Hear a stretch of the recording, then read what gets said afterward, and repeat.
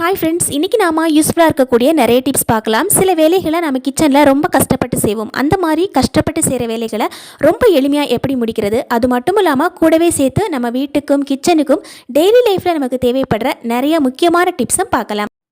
வாங்க நம்ம வீடியோக்குள்ளே போகலாம். முதல்ல நம்ம பார்க்க போகிற டிப்ஸ் என்னென்னா, இந்த மாதிரி ப்ரெஷ் பற்றினதான்.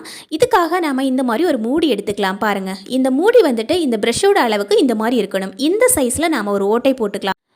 இதுக்காக ரொம்ப கஷ்டப்படணும் அப்படிங்கிற அவசியம் இல்லைங்க. இந்த மாதிரி ஒரு கத்தியை நல்லா சூடு பண்ணிவிட்டு இந்த மாதிரி வச்சாவே போதும். பிளாஸ்டிக் ஆனதுனால நல்லா உருகி போயிடும். நமக்கு இந்த அளவுக்கு நல்லா கட் பண்ணி எடுத்துக்கோங்க.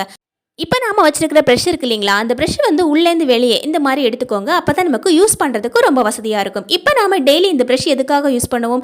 நெய் அப்ளை பண்ணுறதுக்காக யூஸ் பண்ணுவோம், இல்லை ஆயில் அப்ளை பண்ணுறதுக்காக யூஸ் பண்ணுவோம் இல்லைங்களா.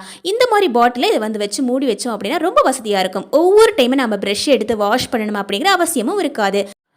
நம்ம வீட்டில் ப்ரெஷ் இருந்தது அப்படின்னா கண்டிப்பாக இந்த டிப்ஸ் ரொம்ப ரொம்ப யூஸ்ஃபுல்லாக இருக்கும். ஏன் அப்படின்னா, இந்த மாதிரி சப்பாத்தி போடும்போது மெயினாக நம்ம யூஸ் பண்ணுவோம். இந்த மாதிரி சப்பாத்தி போடும்போது நம்ம ஆயில் அப்ளை பண்ணுறதுக்காகவோ இல்லை நெய் அப்ளை பண்ணுறதுக்காகவோ அதை யூஸ் பண்ணுவோம் இல்லைங்களா. இது வந்து சும்மா டைரெக்டாகவே எடுத்து நம்ம அப்ளை பண்ணிவிட்டு அப்படியே க்ளோஸ் பண்ணி வச்சிடலாம். இதை டெய்லி வாஷ் பண்ணணும் அப்படிங்கிற அவசியமும் இருக்காது.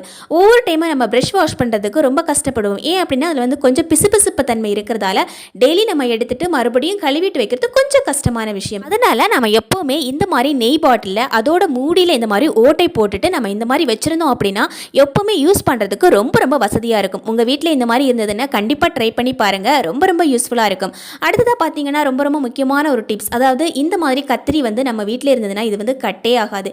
இந்த கத்திரி பாருங்கள் எவ்வளோ பழசாக இருக்குன்னு. இந்த கத்திரி வந்து ஒரு 30 வருஷம் பழமையானது. இது வந்துட்டு நம்ம ஈஸியாக ஷார்ப் பண்ணி எடுத்துக்கலாம். இந்த மாதிரி கருப்பான கத்திரி, துருப்பிடிச்ச கத்திரிகளெல்லாம் நம்ம கண்டிப்பாக தூர தான் போடுவோம், இல்லை வீட்டில் எங்கேயாவது ஒதுக்கி போடுவோம், இது கட் ஆகாது அப்படின்னு நினச்சிட்டு. ஆனால் அந்த மாதிரி பண்ணணும் அப்படிங்கிற அவசியமே இருக்காதுங்க. நம்ம கிச்சனில் நார்மலாக பாத்திரம் கழுவுறதுக்காக யூஸ் பண்ணுற ஸ்க்ரப்பர் இருக்கு இல்லைங்களா, அந்த ஸ்க்ரப்பரே போதும் இதை ஷார்ப் பண்ணுறதுக்கு. லைட்டாக இந்த மாதிரி தேய்ச்சி கொடுத்தாவே போதும். இதுக்காக ரொம்ப நேரம் தேய்க்கணும் அப்படிங்கிற அவசியமும் இருக்காதுங்க. ஒரு 2 நிமிஷம் தேய்ச்சி கொடுத்தாவே போதும், அழகாக கட் ஆகும். இப்போ பாருங்கள், நான் உங்களுக்கு கட் பண்ணி இப்போ காமிக்கிறேன். ஒரு பேப்பர் கட் ஆகுறத பார்த்தாலே நமக்கு தெரியும் கத்திரி வந்து எந்த அளவுக்கு ஷார்ப்பாக இருக்குது அப்படின்னு. பாருங்கள் எவ்வளோ சூப்பராக கட் ஆகுது அப்படின்னு. இது வந்து ரொம்ப பழசான கத்திரி அப்படின்னு சொல்லவே மாட்டோம், அந்த அளவுக்கு சூப்பராக கட் ஆகும். இது வந்து கத்திரி மட்டும் இல்லை, கத்தி கூட நம்ம இந்த மாதிரி ஷார்ப் பண்ணிக்கலாம். நம்ம வீட்டில் வந்து கிச்சனில் யூஸ் பண்ணுற கத்தி கூட இந்த மாதிரி நம்ம ஷார்ப் பண்ணி வச்சுருந்தோம் அப்படின்னா ரொம்ப ஈஸியாக நம்ம காயெல்லாம் கட் பண்ணுறதுக்கு ரொம்ப வசதியாக இருக்கும். இதுக்காக நம்ம வந்து கல்லில் வச்சு தான் உரசணும் அப்படிங்கிற அவசியம் இருக்காது. லைட்டாக நம்ம டிவி பார்த்துட்டு இருக்கும்போது இதை செஞ்சு வச்சுருந்தோம் அப்படின்னா ரொம்ப ரொம்ப ஈஸியாக நமக்கு கிச்சன் வேலைகளே முடிக்க முடியும். இப்போ பார்த்தீங்கன்னா, இந்த மாதிரி கத்தி கூட நாம் இந்த மாதிரி ஷார்ப் பண்ணி எடுத்துக்கலாம். கண்டிப்பாக இந்த டிப்ஸும் ட்ரை பண்ணி பாருங்கள், ரொம்ப ரொம்ப யூஸ்ஃபுல்லாக இருக்கும். அடுத்ததாக பார்த்தீங்கன்னா, ரொம்ப ரொம்ப முக்கியமான ஒரு டிப்ஸ், நிறைய பேர் இந்த மாதிரி கொசுவத்தி யூஸ் பண்ணுவோம். அதாவது வீட்டில் மட்டும்தான் கொசுவத்தி யூஸ் பண்ணுவோம் அப்படிங்க இல்லைங்க, நம்ம வெளியே இருக்கிறவங்க கூட இந்த மாதிரி கொசுவத்தி யூஸ் பண்ணுவாங்க. அதனால என்ன ஆகும் அப்படின்னா, இது வந்து அணைக்கிறது ரொம்ப கஷ்டம். நம்ம அணைக்கணும் அப்படின்னா எழுந்து தான் இதை அணைக்கணும். இது வந்து பாதியில் நிற்கவே நிற்காது. கம்ப்ளீட்டாக முடிஞ்சதுக்கு அப்புறம் தான் இது ஸ்டாப் ஆகும் இல்லைங்களா. ஸோ அதனால நம்ம என்ன பண்ணலாம் அப்படின்னா, எந்த இடத்துல இதை நம்ம அணைக்கணுமோ அந்த இடத்துல இந்த மாதிரி ஒரு காயின் வச்சு விட்டுருந்தோம் அப்படின்னா அந்த இடத்துல தானாக ஆஃப் ஆகிடும். எந்த இடத்துல வேணுமோ அந்த இடத்துல நம்ம வசதிக்கு ஏற்ற மாதிரி நம்ம வச்சு விட்டோம் அப்படின்னா சூப்பராக அந்த இடத்துலையே காலையில் நம்ம எழுந்து பார்க்கும்போது அது அணைஞ்சு போயிருக்கு. கண்டிப்பாக இந்த டிப்ஸும் ட்ரை பண்ணி பாருங்கள். இப்போ பார்த்தீங்கன்னா, நம்ம இந்த மாதிரி ஒரு பவுலில் ஒரே ஒரு வெங்காயம் இந்த மாதிரி குட்டி குட்டியாக கட் பண்ணி எடுத்துக்கலாங்க. இந்த மாதிரி கொத்தமல்லி இலைகள் ஒரு பிடிக்கு போட்டு எடுத்துக்கலாம். தேவையான அளவுக்கு உப்பு சேர்த்துக்கலாங்க. இந்த மாதிரி நம்ம 1/2 டீஸ்பூனுக்கு உப்பு சேர்த்துக்கலாம், கரெக்டாக இருக்கும். இப்போ பார்த்தீங்கன்னா, நம்ம தேவையான அளவுக்கு மசாலா சேர்த்துக்கலாம். இதில் நான் வந்து ஒரு 1/2 டீஸ்பூனுக்கு கரம் மசாலா சேர்த்துருக்கிறேன். இப்போ நம்ம காரத்துக்கு தகுந்த மாதிரி பச்சை மிளகாய் சேர்த்துக்கலாம், இல்லை அப்படின்னா இந்த மாதிரி மிளகாய் தூள் கூட சேர்த்துக்கலாம். நான் 1 டீஸ்பூனுக்கு மிளகாய் தூள் சேர்த்துருக்கிறேன். நல்லா எல்லாத்தையுமே இந்த மாதிரி மிக்ஸ் பண்ணி விட்டுக்கலாம். ஒரு ஸ்பூன் வச்சு இந்த மாதிரி நல்லா மிக்ஸ் பண்ணி விட்டுக்கோங்க. இல்லை நம்ம கையிலேயே கூட பிசைஞ்சு விட்டுக்கலாம். கையில் பிசைஞ்சோம் அப்படின்னா நம்ம கையில் வந்து காரம் படும். அதனால் நீங்கள் ஸ்பூன் வச்சு மிக்ஸ் பண்ணி விட்டுக்கோங்க. பாருங்கள், இந்த மாதிரி நல்லா மிக்ஸ் பண்ணி விட்டுட்டோம். இப்போ பார்த்தீங்கன்னா, இந்த மாதிரி ஒரு ஜல்லி கரண்டி எடுத்துக்கோங்க. நம்ம நைட் டைமில் சப்பாத்திக்கு மாவு பிசைவோம் இல்லைங்களா, அந்த மாவு கொஞ்சம் மிச்சம் வந்துச்சுன்னா இந்த மாதிரி நம்ம செஞ்சு எடுத்துக்கலாம். அதுக்காக நம்ம இந்த மாதிரி ஒரு ஜல்லி கரண்டியில் கொஞ்சமாக மாவு அப்ளை பண்ணிவிட்டு இந்த மாதிரி அதிலே வச்சுட்டு ஒரு கிண்ணம் வச்சு இந்த மாதிரி ப்ரெஸ் பண்ணி கொடுத்துருங்க. ரொம்ப ரொம்ப ஈஸியாக ரொம்ப சுலபமாக முடிக்கலாம். நம்ம இந்த மாதிரி ப்ரெஸ் பண்ணி கொடுத்தோன்னு பாருங்கள், ரொம்ப அழகாக அது எப்படி வந்துட்டு அமுங்கி போயிருக்குதுன்னு. இந்த டைமில் நம்ம ரெடி பண்ணி வச்சிருந்த ஸ்டஃப்பை அது மேலேயே வச்சு கொடுத்துருங்க. இது வந்து வெளியே வராத அளவுக்கு நல்லா க்ளோஸ் பண்ணிவிடவும் செய்யணும். பாருங்கள், நம்ம வந்து வெளியே வராத அளவுக்கு நல்லா க்ளோஸ் பண்ணணும். அப்போ தான் இது வந்து பர்ஃபெக்டாக வரும். சாயங்கால வேளையில் நமக்கு ஸ்நாக்ஸ் போடுறது கொஞ்சம் எக்ஸ்ட்ரா வேலையாக இருக்கும் இல்லைங்களா? அந்த டைமில் நம்ம நைட் டைம்லேயே சப்பாத்திக்கு மாவு பிசையும் போது கொஞ்சம் எக்ஸ்ட்ரா மாவு பிசைஞ்சு வச்சுருந்தோம் அப்படின்னா நம்ம இந்த மாதிரி ரொம்ப சுலபமாக ரொம்ப ஈஸியாக நம்ம வந்து குழந்தைங்களுக்கு ஸ்நாக்ஸ் பண்ணி கொடுக்கலாம். கண்டிப்பாக இந்த வந்து ட்ரை பண்ணி பாருங்கள். ரொம்ப டேஸ்டியாகவும் இருக்கும் நமக்கு.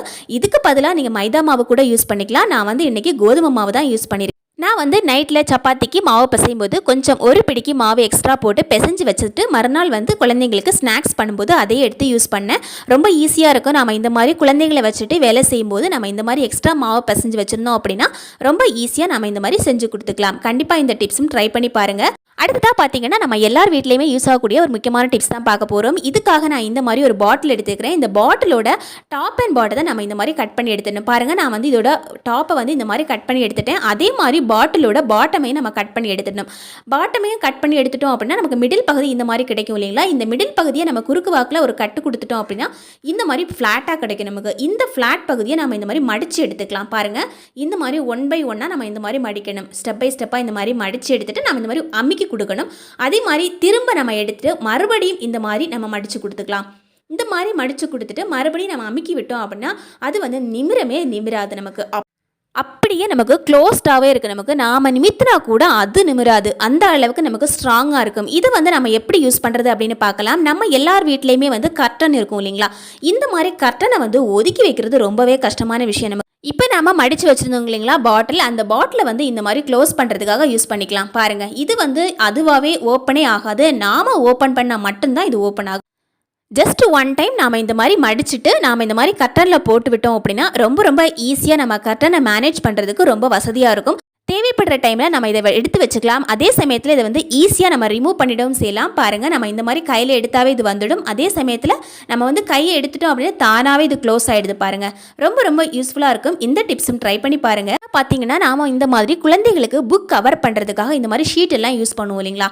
இந்த ஷீட் வந்து ரொம்ப ஈஸியாக நம்ம எப்படி ஹேண்டில் பண்ணுறது அப்படின்னு பார்க்கலாம். இந்த மாதிரி புக்கு வந்து நம்ம ஷீட்டில் வச்சு கவர் பண்ணும்போது இதை வந்து கட் பண்ணுறதுக்காக நாம் சீப்பு யூஸ் பண்ணிக்கலாம். இந்த மாதிரி சீப்பில் நாம் ஒரு பிளேடு அதோட பல்லில் நம்ம சொருகி விட்டுருந்தோம் அப்படின்னா ரொம்ப ஈஸியாக நம்ம இதை கட் பண்ணுறதுக்கு வசதியாக இருக்கும். பாருங்கள், நாம் வந்து தனியாக பிளேடு யூஸ் பண்ணோம் அப்படின்னா அது வந்து கீழேருந்து எடுக்கிறதுக்கும் வைக்கிறதுக்கும் ரொம்ப கஷ்டமாக இருக்கும். ஏன்னா பிளேடு வந்து கீழே தரையோட ஒட்டி போகிற மாதிரி இருக்கும்.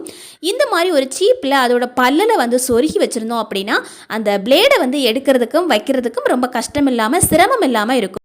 பிளேடுங்கிறது எல்லா இடத்துலையும் கட் ஆகிட்டு இருக்கும். நம்ம வந்து கையில் வந்து அவ்வளோ சீக்கிரமாகவே எடுக்க முடியாது. கொஞ்சம் பொறுமையாக நம்ம ஹேண்டில் பண்ணால் மட்டும்தான் நம்ம வந்து பிளேடு வந்து யூஸ் பண்ண முடியும் இல்லைங்களா? ஸோ அந்த டைமில் நம்ம இந்த மாதிரி சீப்பில் வச்சுருந்தோம் அப்படின்னா ரொம்ப ஈஸியாக இருக்கும். நம்ம கட் பண்ணுறதுக்கு பயம் இல்லாமல் நம்ம வந்து எடுத்து கட் பண்ணிக்கலாம். பிளேடுக்காகவே நாம் வந்து ஒரு கைப்பிடி கொடுத்த மாதிரியே இருக்கும். நம்ம பேன் எல்லாம் யூஸ் பண்ணும்போது சூடு படாமல் இருக்கிறதுக்காக ஒரு கைப்பிடி வச்சுருப்பாங்க இல்லைங்களா? அதே மாதிரி இந்த பிளேடுக்கும் இது வந்து இந்த சீப்பு ஒரு கைப்பிடியாக இருக்கும். நமக்கு பார்க்குறதுக்கு ரொம்ப ஈஸியாக நம்ம இந்த மாதிரி யூஸ் பண்ணிக்கலாம். அந்த சீப்போட பல்ல இதை கொழுவி விட்டுருந்தாவே போதும். ஏற்கனவே அந்த பிளேடில் வந்து நிறைய ஓட்டைகள் இருக்கிறதால நம்ம கொழுவுறதுக்கு ரொம்ப வசதியாக இருக்கும். எந்த இடத்துலலாம் நம்ம பிளேடு யூஸ் பண்ணுறோமோ அந்த இடத்துலலாம் நாம் இது வந்து யூஸ் பண்ணிக்கலாம். இதில் சொல்லியிருக்கிற டிப்ஸ் எல்லாமே உங்களுக்கு ரொம்ப பிடிச்சிருக்கும் அப்படின்னு நினைக்கிறேன். தேங்க்யூ ஃபார் வாட்சிங் ஃப்ரெண்ட்ஸ்.